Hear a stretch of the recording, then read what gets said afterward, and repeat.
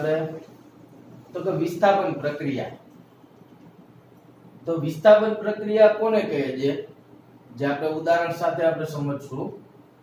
તો સૌથી પહેલા એની વ્યાખ્યા. તો કે જે રાસાયણિક પ્રક્રિયામાં વધુ ક્રિયાશીલ તત્વ એ ઓછા ક્રિયાશીલ તત્વ ને તેના સંયોજનમાંથી દૂર કરે છે, બરોબર, તો તેને વિસ્થાપન પ્રક્રિયા કહે છે. ખાસ ધ્યાનમાં રાખજો, આ મહત્વનું છે. વધુ ક્રિયાશીલ તત્વ એ ઓછા ક્રિયાશીલ તત્વને તેના સંયોજનમાંથી દૂર કરે છે, તેને આપણે વિસ્થાપન પ્રક્રિયા કહે છે, બરાબર. તો હવે આપણે જોઈએ તો ઉદાહરણ તરીકે એમ કીધું કે ઝિંક, એની કોપર સલ્ફેટ સાથેની પ્રક્રિયા. તો ઝિંકની કોપર સલ્ફેટ સાથે પ્રક્રિયા કરે તો નિપજમાં આપણને શું મળે છે, તો કે ઝિંક સલ્ફેટ અને કોપર ધાતુ છૂટી પડે છે, બરાબર. તો અહીંયા આપણે શું થયું, તો કે ઝિંકનું કોપર સલ્ફેટ દ્વારા વિસ્થાપનની પ્રક્રિયા થઈ છે, એટલે આપણને ઝિંક સલ્ફેટ અને કોપર બને છે. એવી જ રીતે લેડનું કોપર ક્લોરાઇડ સાથેની પ્રક્રિયાથી લેડ ક્લોરાઇડ બને છે અને કોપર મુક્ત થાય છે. તો વિસ્થાપન પ્રક્રિયામાં યાદ રાખજો કે વધુ ક્રિયાશીલ તત્વ એ ઓછા ક્રિયાશીલ તત્વને તેના સંયોજનમાંથી દૂર કરે એને આપણે શું નામ આપ્યું છે, વિસ્થાપન. તો હવે એની આ ઉદાહરણ આપણે જોયા. આગળ જોઈએ તો વિસ્થાપન પ્રક્રિયાને આપણે પ્રવૃત્તિ દ્વારા આપણે સમજીએ. તો ઈ પ્રવૃત્તિમાં એને શું કર્યું છે, તો જો આકૃતિમાં આપણે કીધું છે, અહીંયા આપણે આકૃતિમાં એક જ કસનળી બતાવી છે, બરોબર.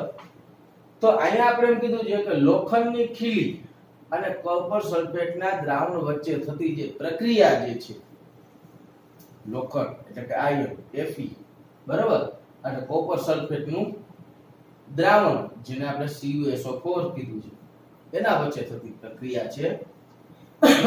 તો અહીંયા આપણે એમ કીધું છે કે કાચ પેપર પર સાફ કરેલી લોખંડની 3 ખીલી લેવાની છે. 3 ખીલી લીધી છે અને બીજી આપણે એમ કીધું છે કે 2 કસનળી લેવાની છે. એ 2 કસનળીમાં એક કસનળીને A અને બીજી કસનળીને B નામ આપ્યું છે. હવે તો કે બંને કસનળીમાં જે A અને B નામ લખેલી છે, એ બંને કસનળીમાં કોપર સલ્ફેટનું આપણે કેટલું, તો કે 10 ml દ્રાવણ લેવામાં આવે છે. હવે બીજું એમ કીધું છે કે લોખંડની જે ખીલી છે એમાં, કારણ કે આપણે 3 ખીલી લીધી છે, એમાંથી 2 ખીલી જે છે એને આપણે શું કરીએ છીએ, તો કે 2 ખીલીને દોરા વડે બાંધીને કોપર સલ્ફેટના દ્રાવણમાં ભરેલી જે બી કસનળી છે એમાં એને ડુબાડવામાં આવે છે, બરાબર. હવે એ કસનળીમાં ઈ ખીલીને જે બી આપણે બાંધેલી ખીલી જે કોપર સલ્ફેટના દ્રાવણ વાળી બી કસનળીમાં આપણે એને ડુબાડીએ છીએ, એ 20 મિનિટ સુધી આપણે રાખીએ છીએ. તો 20 મિનિટ સુધી રાખીએ તો આપણે એની સરખામણી કરીએ તો સરખામણીમાં એક ખીલી જે આપણે અલગ રાખેલી છે, બીજી છે કે જેને આપણે 20 મિનિટ સુધી કોપર સલ્ફેટના દ્રાવણમાંથી બહાર કાઢી લેવામાં આવે છે. હવે બહાર કાઢ્યા પછી આપણે કસનળી A અને B માં રહેલા કોપર સલ્ફેટના દ્રાવણની તીવ્રતાની સરખામણી કરો તો બંને ખીલીના રંગની પણ આપણે તુલના કરવાની છે.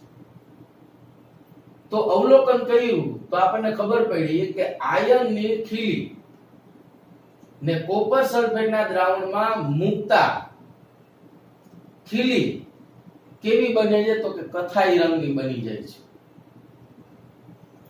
ફરીથી યાદ રાખજો કે આયનની જે ખીલી છે કોપર સલ્ફેટના દ્રાવણમાં મૂકેલી છે, 20 મિનિટ પછી એનું અવલોકન કરીએ છીએ તો ઈ ખીલીનો રંગ કેવો થઈ જાય છે, કથાઈ રંગનો થઈ જાય છે. બરાબર.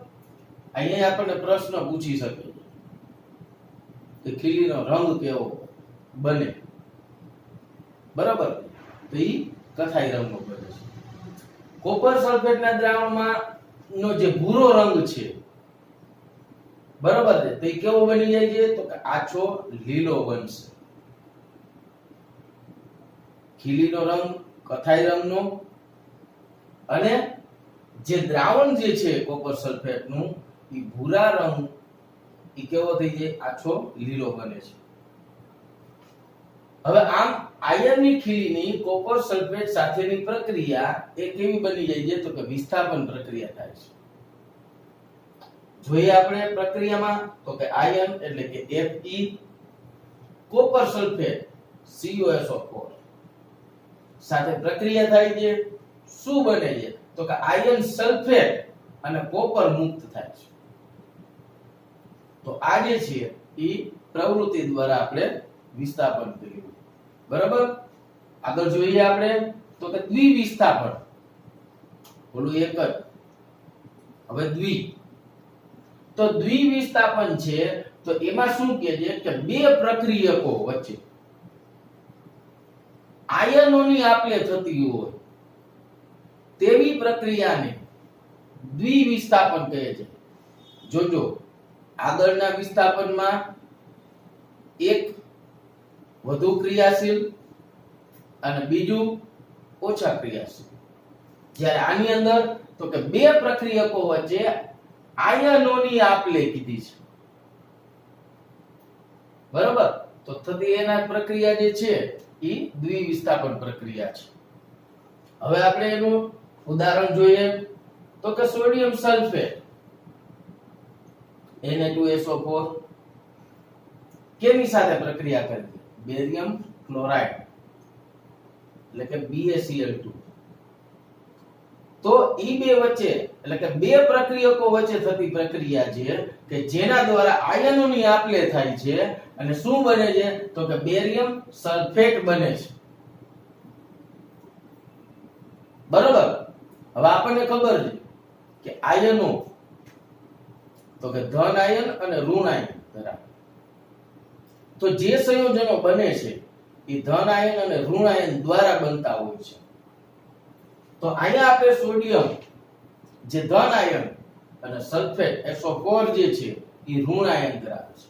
અહીંયા આપણે તો કે બેરિયમ એ ધન આયન દર્શાવે છે, ત્યારે ક્લોરીન જે એ શું છે? તો કે ઋણ આયન દર્શાવે છે.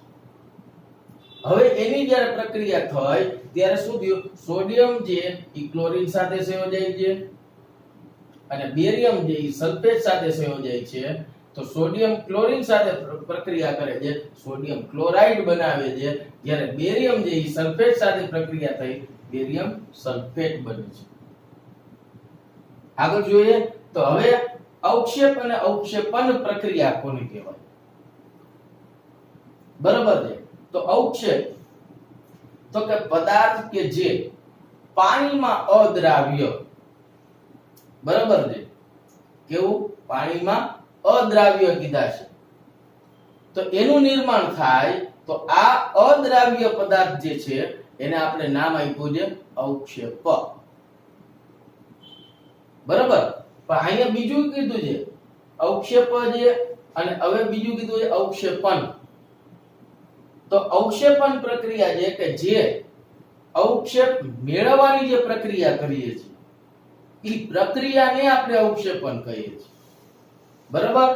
તો જે પાણીમાં અદ્રાવ્ય હોય તેનું જે નિર્માણ થાય એ અવક્ષેપ બને, એ જે અદ્રાવ્ય પદાર્થ છે તે. પણ એની જે આપણે પ્રક્રિયા કરીએ છીએ કે જેને આપણે શું નામ આપ્યું છે? અવક્ષેપન, બરાબર. આગળ જોઈએ, એનું ઉદાહરણ લીધું છે કે બેરિયમ ક્લોરાઇડ અને સોડિયમ સલ્ફેટના દ્વિવિસ્થાપન પ્રક્રિયામાં આપણે એમ કીધું છે કે એક જે કસનળી છે એમાં આપણે 3 ml સોડિયમ સલ્ફેટનું દ્રાવણ લીધું છે. ક્યાં છે? તો કાઈ. બીજી કસનળી છે કે જેમાં આશરે 3 ml બેરિયમ ક્લોરાઇડ નું દ્રાવણ લીધું છે, જે આ છે. હવે શું થાય છે તો કે બંને દ્રાવણને આપણે મિશ્ર કરીએ છીએ, એટલે કે બેરિયમ ક્લોરાઇડની કસનળીમાં સોડિયમ સલ્ફેટના દ્રાવણને આપણે ધીમે ધીમે નાખીએ, ઉમેરીએ છીએ. તો શું થાય છે તો કે સોડિયમ સલ્ફેટ અને બેરિયમ ક્લોરાઇડ એ રંગવિહીન છે. બંનેનું મિશ્રણ કરીએ તો બેરિયમ સલ્ફેટના સફેદ રંગના અવક્ષેપ મળે છે. બરાબર. અહીંયા જ્યારે આપણે સોડિયમ સલ્ફેટનું દ્રાવણ ઉમેરીએ છીએ ત્યારે બંને દ્રાવણો કેવા હોય છે? રંગવિહીન હોય છે. જ્યારે આપણે એમાં ઉમેરીએ છીએ ત્યારે સફેદ રંગના શું મળે છે? અવક્ષેપ મળે છે, જે કેવા છે? અદ્રાવ્ય છે. બરાબર. તો આ જે પ્રક્રિયા થઈ ઈ કઈ પ્રક્રિયા થઈ છે તો કે અવક્ષેપ, અને એની જે પ્રક્રિયાને આપણે અવક્ષેપન કહેવામાં આવે છે.